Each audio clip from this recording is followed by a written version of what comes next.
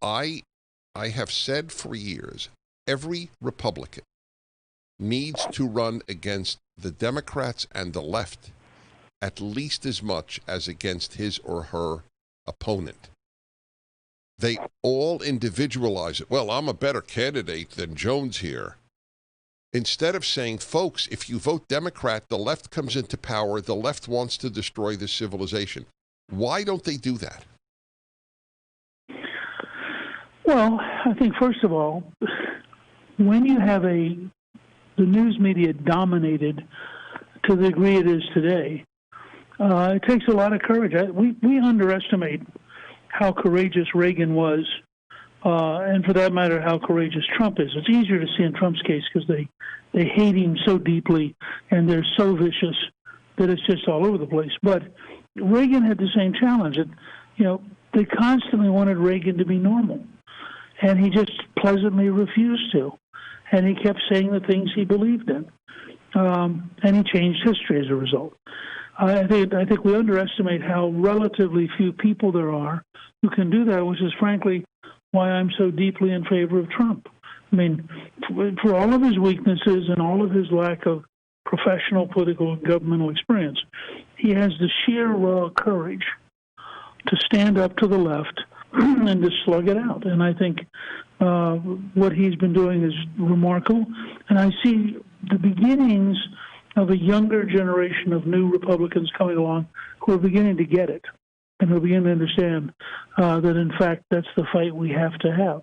So I'm a little more encouraged by the rise of that next generation. But the older generation, frankly, had been taught to accommodate. Don't be unreasonable. Don't challenge the natural patriotism of your enemies, even if they are actively trying to destroy the United States. And I think working your way through that has been really extraordinary. And frankly, had anybody but Trump been nominated in 16, one, we would probably have lost to Hillary. But two, even if they had won the election, they wouldn't have understood that this is a period when you've got to be prepared to profoundly take on the left and to accept the psychological cost of doing that. Do you think the average member of Congress in the Republican Party understands the existential threat the left poses? No. No reason they should. Wow. Well, there is a reason they should. Do I think? There is a reason. I think more people are learning that, and I think, frankly, as you look at the 1619 Project and you look at the radicalism of the New York Times and you look at Black Lives Matter and what their underlying platform is, I think it's beginning to sink in, and I think the literal violence of tearing down statues and of looting stores, it's beginning to sink in. But, in a free society, it's very hard to get people to draw conclusions that require as much conflict as you and I are talking about. And Lincoln understood this. This is why, if you watch Lincoln in the first year of his presidency, he's very careful. And for example, he spends months waiting patiently until the South finally attacks Fort Sumter, because he knows that if he's too aggressive, he'll be seen as the aggressor. If he's the aggressor, he's going to lose Kentucky and Maryland and Delaware. And he, as he once said, he hoped God was on his side, but he had to have Kentucky. So can you name, I'm putting you on the spot, can you name names of people who give you hope in the Republican Party?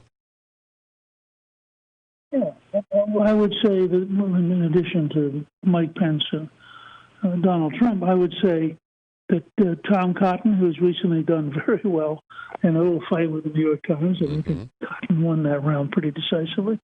I think that you have a number of other people who are remarkable in their own right.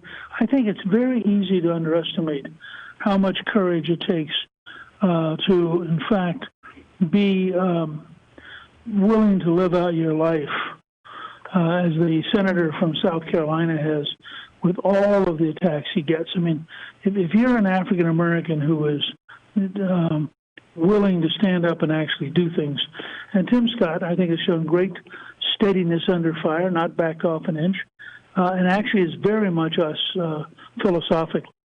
And so I would list him in that kind of group that I think are going to make a big difference.